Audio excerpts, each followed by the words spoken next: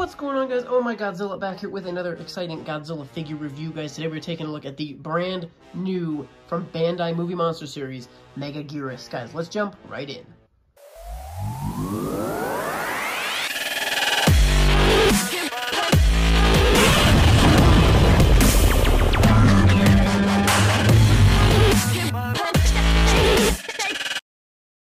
Alrighty, guys, we are back here with Megaguirus. Again, this is from Godzilla vs. Megaguirus. Take a look at the tag first. Great shot of Megaguirus flying there. I love his face and the claws. Looks awesome. 2022, brand new figure. Back of the tag, pretty standard stuff. Inside of the tag, again, fairly standard stuff. I like the little outline of Megaguirus there on the side, though. So, pretty nice tag. I like it. And let's jump right into the figure, guys. Right off the bat, let's first just go through and take a look at some of the detail. The teeth look pretty nice. The inside of the mouth has some paint in there. No detailing, but nice detail on the eyes. The face has some cool detailing with just some of these grooves here. The top of the head has nice scales. Kind of, if you want to call them scales, I guess. The shoulders have nice little ribbing there. Good looking hands. I wish we got a little more color splashed in here. Maybe a little different paints on some of these areas in here, but I do like that we got some kind of this copperish color in here on the insides of the claws. There's the back of the claws. We'll take a look at the bottom of the legs while we're at it. These are all not individually sculpted, just one big chunk kind of here in the middle. So no individually sculpted legs, nor do they have articulation, but they look decent. I wish we got some coloring on the spikes here. Would have been nice to see. The bottom of the tail looks decent. I like these little circular areas. You got your logos and whatnot stamped in as well. The end of the tail, again, I wish we had some more coloration on some of these parts in here, but detailing is fine enough. Got multiple spike lines down here. The back did get painted here, and then I think this the back of the spikes look really great. Got some paint, some of the purple and the copper kind of worked in together there. Looking pretty good. The wings look pretty nice as well. I think they did a really good job making these kind of inside parts seem really thin and glistening, even though they're not that thin. They're pretty much the same thickness as the rest of the figure. But with the paint on there, they did a good job making it kind of look like a bug wing, kind of getting some glisten. Obviously, we have some nice copper here. I wish these spikes were painted, but not so much there.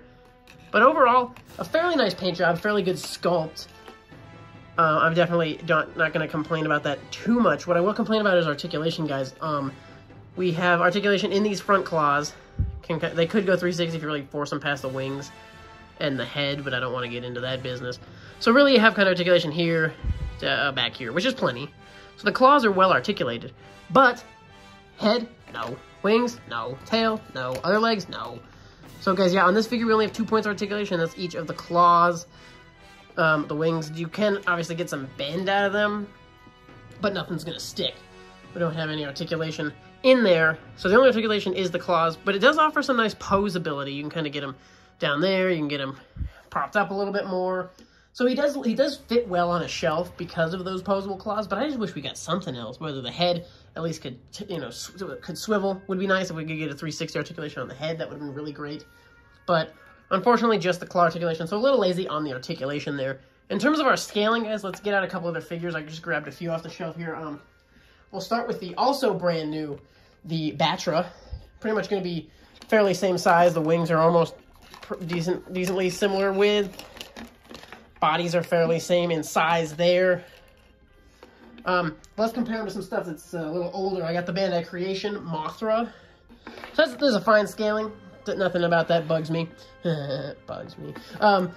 Wings, there you go. Obviously, Megaguirus has kind of a thinner wing. His wings aren't as big and wide as Mothra's, so he's going to look a little smaller. Body-wise, he actually does look a size a little bigger than Mothra. Obviously, he's got those big claws, and Mothra does not have much of anything. Guys, the last figure I grabbed to compare him to, besides his other counterpart, is this is the Memorial Box Godzilla. So this sizing looks great. Fine to me. Pretty good scaling in terms of them duking it out. So the pretty good scaling. Obviously, being in the Movie Monster Series, he's going to have good scaling with pretty much all your 6-inch figures for the most part. Again, obviously, things aren't perfect, but in terms of various scaling, it's pretty darn decent. Guys, the only other thing I wanted to size him up to is the other Megaguirus figure from Bandai. This figure was released in 2000. Unfortunately, I do not have the original tag. But guys, let's check them out side by side. The other Megaguirus. Guys, so, facial comparisons. The older one has a bit bigger of a head I really like the blue acrylic kind of that they used there. The mouth, the teeth are still not individually sculpted on this guy. Fairly similar browns that they used. Obviously, they used more on the head of this guy. So they actually honed in their paint job a little bit better, I think, on this one. Get actually, you know, varying the colors. This is just kind of a straight paint. And obviously, this guy's got a lot of silver, which we don't really see that much silver in the actual. But I think this figure is really amazingly detailed. And something I'll give credit to this figure on is, I have to count it. I almost counted articulation. The wings they're kind of on joints, so they can you can definitely get some more posability out of them. And guys, every single leg is articulated on this figure. So definitely a little disappointing they couldn't have just used this same mold and, you know, tweaked a couple things, and so they definitely went and remolded, which is fine. But if you're gonna remold, don't completely downgrade us on articulation. So that was definitely slightly disappointing. We'll compare it up here on the back. This guy's spikes are way bigger, way spikier, kind of a little harder there, but fairly similar. The older figure is also just bigger in body. He's just a larger figure. His wings are wider and deeper this way, but not too many differences. We'll check out the tails. Again, just definitely just a thicker, bigger build on the old school. So definitely some things I think that they improved upon on the new one.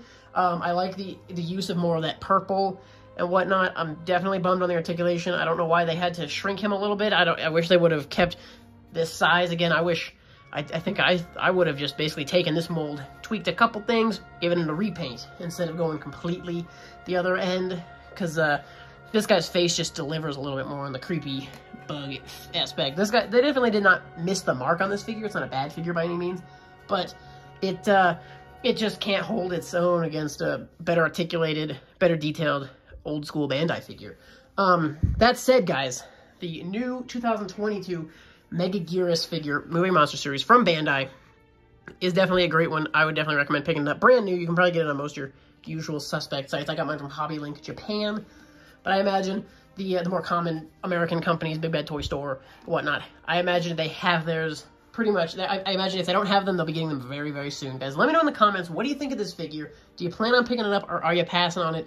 Let me know what your favorite thing is, guys. Go ahead and please hit that subscribe video. I'm getting the review for Batra out next. That'll be coming up really soon, and I know I owe you guys a bunch of other reviews. On the docket this week is going to be the new Playmates Godzilla 1954 review and the new Mezco San Diego Comic-Con exclusive figures. We'll be getting those all three of those new reviews really, really soon, guys. But let me know in the comments right now your thoughts on this bad boy. I'm definitely glad I picked him up. Actually, I think Megaguirus is a girl, so this bad girl, let me know what you think. Let me know your favorite thing about this figure. My favorite thing would probably have to be I really like these claws for whatever reason. They look great. The paint's pretty solid on them. I love the articulation. I love the fact that they're articulated. And actually, his teeth do look really nice too, color-wise. Definitely not dumping on this figure at all. It's a great one.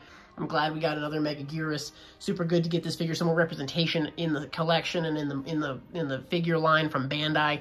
It'd be awesome to see Playmates take a crack at this guy, but we will see what the future holds, guys. New Movie Monster Series Megaguirus from Bandai. Guys, thank you so much for watching. Stay tuned for more, and we'll see you in the next one.